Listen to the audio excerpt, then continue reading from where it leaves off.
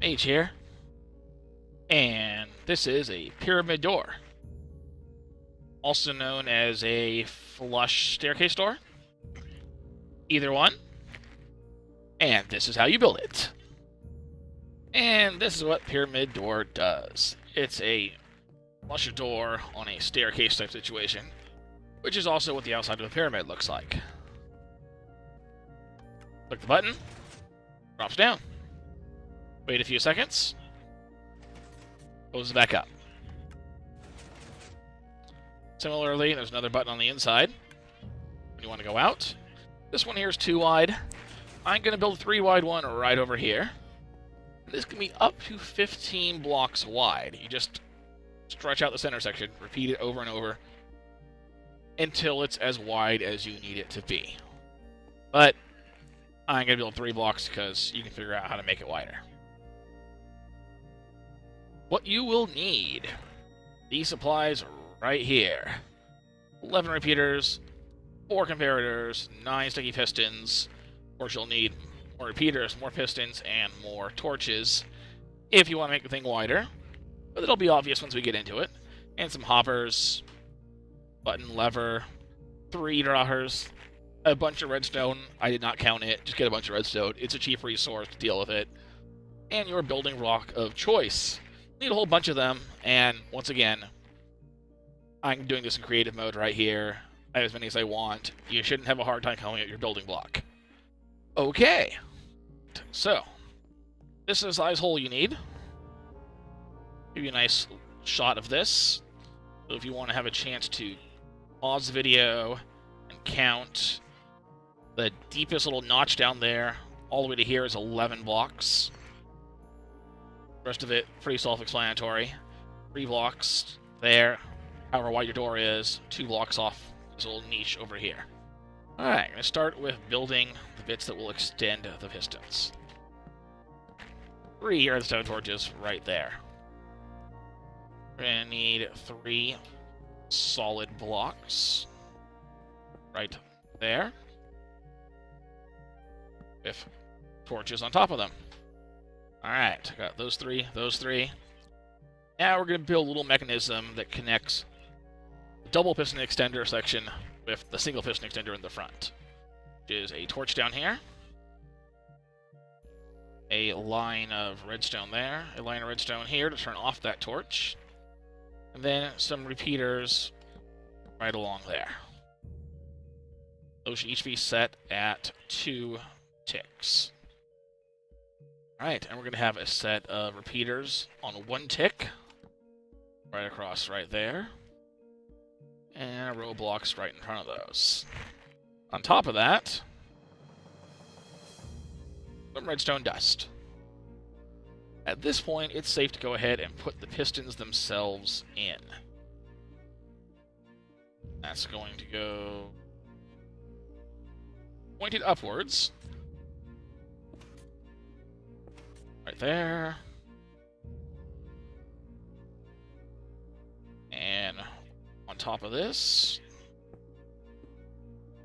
there we go. And down here, you go right there, right there, right there. Now, needs to be some sort of solid block right next to these. There we go. Now we can fill in whatever block you want for the outside. Completely flush in a pyramid shape. Now, these can also just be stair blocks, so this can be anywhere on a staircase. And it's continuable. You know, you can, if you want, keep on going down as long as you want. Like so.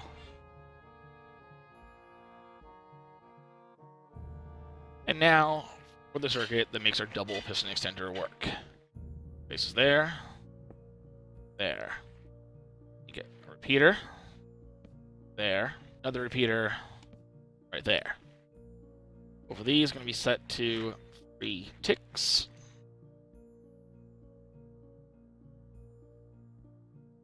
Alright. 2 repeaters, 3 ticks. Another repeater up here, left on 1 tick.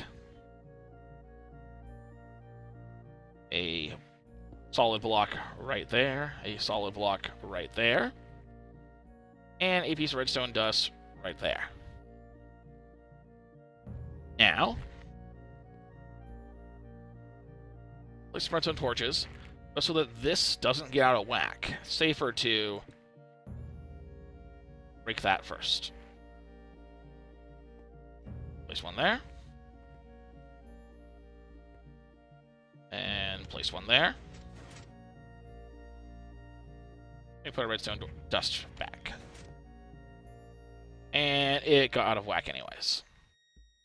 This is where our lever comes into play. And actually, it's convenient to place it somewhere where it won't interfere with our control circuit we're going to build. So let's place it right here. What you can do is twiddle it.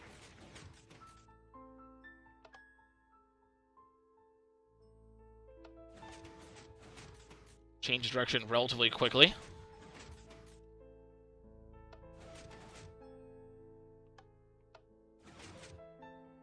There we go.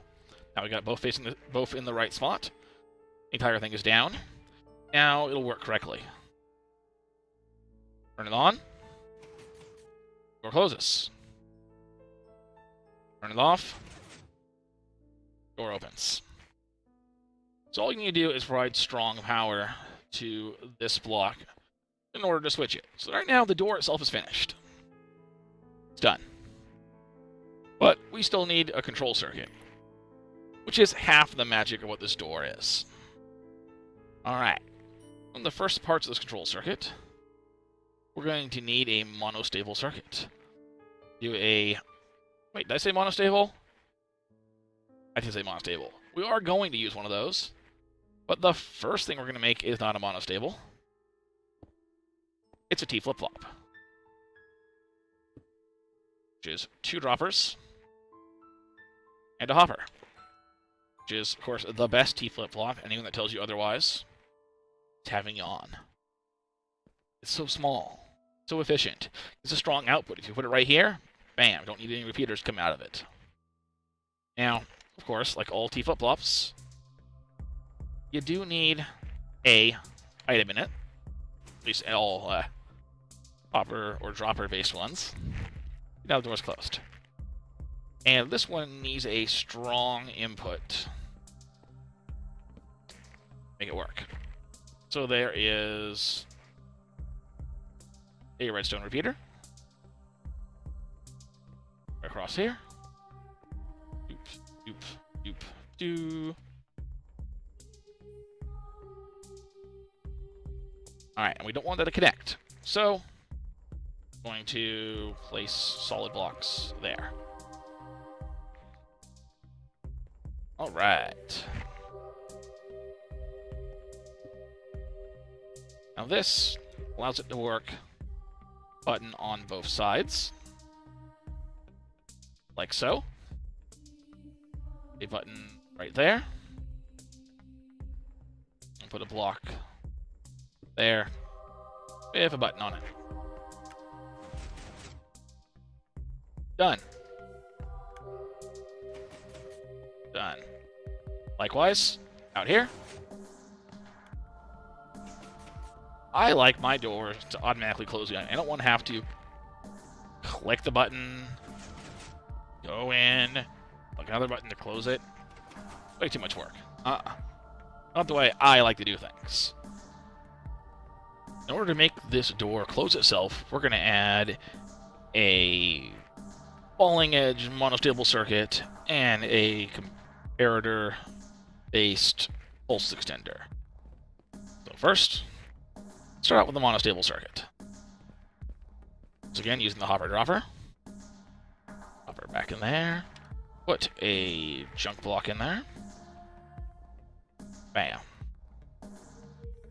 And what we do, make a way of triggering that. But right here, solid block, a torch.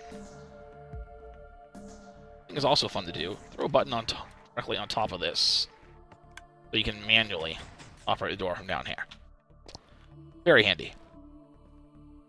And we're going to knock a little hole a little bit farther into this wall for our pulse extender. That, like that. There we go. And we're going to need a redstone repeater to feed this thing. That should be it. You come up here, click this button, opens, then it closes again.